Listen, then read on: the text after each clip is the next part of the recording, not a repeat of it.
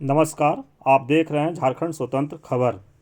आज मूलवासी सदान मोर्चा की ओर से सिमडेगा जिला के बनाबीरा बाजार टांड में 60 गांव का विशाल सदान महापंचायत आयोजित किया गया था। महापंचायत में दूर दराज से अपनी अपनी व्यवस्था से भारी संख्या में लोग पहुंचे थे। इस महापंचायत से आज तय हो गया कि 2024 में खूंटी और लोहरदगा लोकसभा यहां के सदानों ने एकजुटता दिखाते हुए उनके भाग्य का फैसला यहां के सदान ने तय कर दिया है। सदानों ने अपनी उपेक्षा से सरकार और राजनीतिक दल के रवैया से काफ़ी नाराज और आहत हैं। मूलवासी सदान मोर्चा के राष्ट्रीय अध्यक्ष राजेंद्र प्रसाद मुख्य अतिथि के रूप में मौजूद थे और राजेंद्र प्रसाद ने मूलवासी सदानों के मुद्दों पर अपनी बातों को प्रकाशित किया। उनकी कुछ मुख्य बातें यह है। सिमडेगा में मूलवासी सदान का आप महापंचायत बुलाए थे, वहाँ पर क्या विशेष तौर से बात रखे उस पर?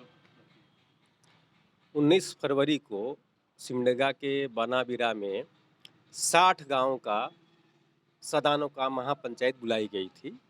मूलवासी सदान मोर्चा की ओर से ये महापंचायत बुलाई गई थी। उसमें 60 गांव के लोग स्वेच्छा से अपने व्यवस्था से महापंचायत में पहुंचे थे और भारी संख्या में पहुंचे थे। और इस महापंचायत से तय होकर दिए हम लोग कि खूंटी लोकसभा क्षेत्र और लोहरदगा लोकसभा क्षेत्र में सदान उस दिन तय कर दिए हैं कि जिसको सदान वहाँ वोट करेंगे वही लोकसभा में चुनाव जीत के जाएगा। हम लोग का मांग है कि पहले से ही बहुत सारे लोकसभा और विधानसभा में सदान सांसद विधायक नहीं बन पाते थे और बाद में 112 प्रखंड के अंतर्गत आने वाले सारे पंचायत को जनजाति की एक भी आबादी नहीं है उस पंचायत को भी आरक्षित कर दिया गया, जिससे सदान बहुत आहत हुए और हम सिर्फ यहाँ द्वितीय दर्जा का नागरिक बन के रह गए हैं और इसको अब सदान स्वीकार नहीं करेंगे। हम लोगों ने निर्णय लिया है कि जो सदान की बात करेगा झारखंड में वो राज करेगा, ये हम लोगों ने तय किया है। और अब सुप्रीम कोर्ट ने भी कह दिया है कि पिछड़ी जातियों का सर्वेक्षण करा के आबादी के अनुसार उनका आरक्षण होना चाहिए। लेकिन आप देखें झारखंड सरकार यहाँ ओबीसी का जनगणना कराने के लिए तैयार नहीं है। आपके बगल में बिहार है, वहाँ हो रहा है। तो हमारा मांग है सरकार से कि ओबीसी का जातिगत जनगणना कराना चाहिए। दूसरी बात जो मैं कहना चाह रहा हूँ कि झारखंड के जो स्वर्ण समाज के समुदाय के लोग हैं वो भी जनजातीय के तरह सदान मतलब सदा से रहा सद्विचार रखने वाला वो भी उसी तरह के हैं और हम चाहते हैं कि सदान आयोग का यहाँ गठन हो और उनका भी सर्वेक्षण हो, जातीय जनगणना उनका भी हो और 10% आरक्षण जो स्वर्ण समाज को मिला है आर्थिक आधार पर, तो उसका हक उस 10% आरक्षण का लाभ यहाँ के स्वर्ण समाज को मिले जो सदान समुदाय से आते हैं। ऐसा हम लोगों का मांग है। दूसरी बात हम कहना चाहते हैं कि परिसीमन आयोग का निर्णय भारत में प्राय सभी राज्यों में लागू हुआ लेकिन झारखंड में नहीं हुआ, उससे यहाँ के सदानों को नुकसान हुआ। हम मांग करना चाहते हैं केंद्र सरकार से कि इसको तो झारखंड सरकार ने भी विधानसभा से पास करके भेजा है कि 81 से बढ़ाकर 160 या 150 विधानसभा की सीट करना चाहिए झारखंड में।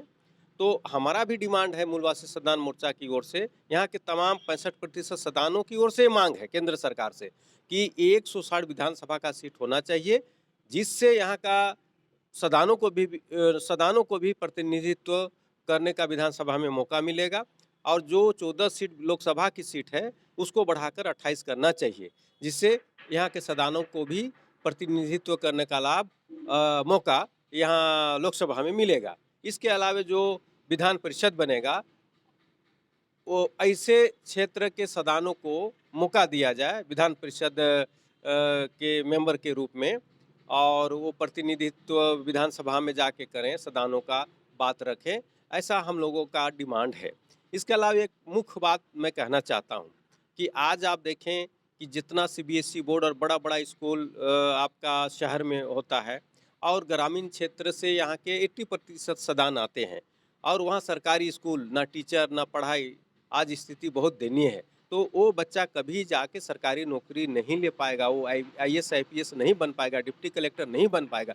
ऐसी परिस्थिति में हम लोग ने महापंचायत में ये मांग रखा है राज्य सरकार से कि सीबीएसई बोर्ड के तहत यहाँ भी स्कूल खोला जाए और हॉस्टल की सुविधा हो, अच्छे हॉस्पिटल हो, जिससे यहाँ के सिर्फ सदान ही नहीं पढ़ पाएंगे, उसमें जनजाति के लोग होंगे, सदान होंगे, सब आपस में उनको अच्छा शिक्षा मिलेगा, वो राज्य के भलाई में, राज्य के विकास में आगे अपना योगदान देंगे। आज हम लोग यही सोच के ये सदान महापंचायत बुलाए हैं और ये सकारात्मक रहा है और आज ये भीड़ जो आप देख रहे हैं, बहुत भीड़ आई है, हज़ारों की संख्या में अपने से स्वेच्छा से लोग पहुँचे हैं।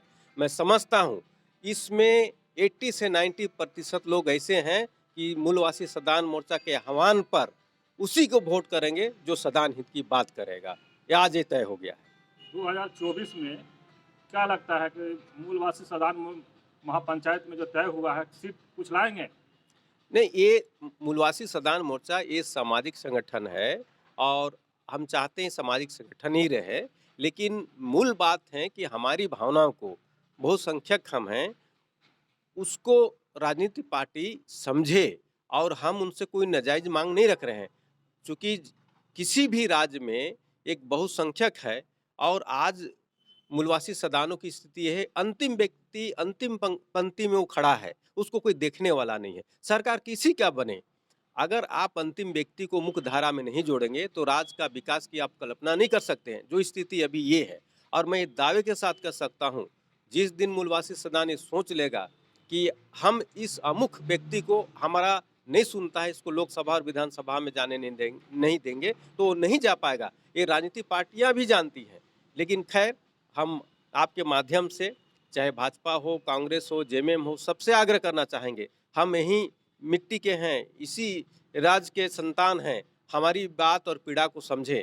मूलवासी सदान मोर्चा कोई जाति की बात नहीं करता है, जमात की बात करता है। हम जमात की बात कर रहे हैं, 65% लोगों की बात कर रहे हैं। इसमें हिंदू, मुस्लिम, सिख सारे लोग हैं मूलवासी सदान में और हम उनकी बात कर रहे हैं, अगड़ी पिछड़ी की बात भी नहीं कर रहे हैं। हमारा यहाँ का भाषा संस्कृति नहीं है और हम मूलवासी सदान हैं, हमारे खिलाफ यहाँ के ट्राइबल भी नहीं है।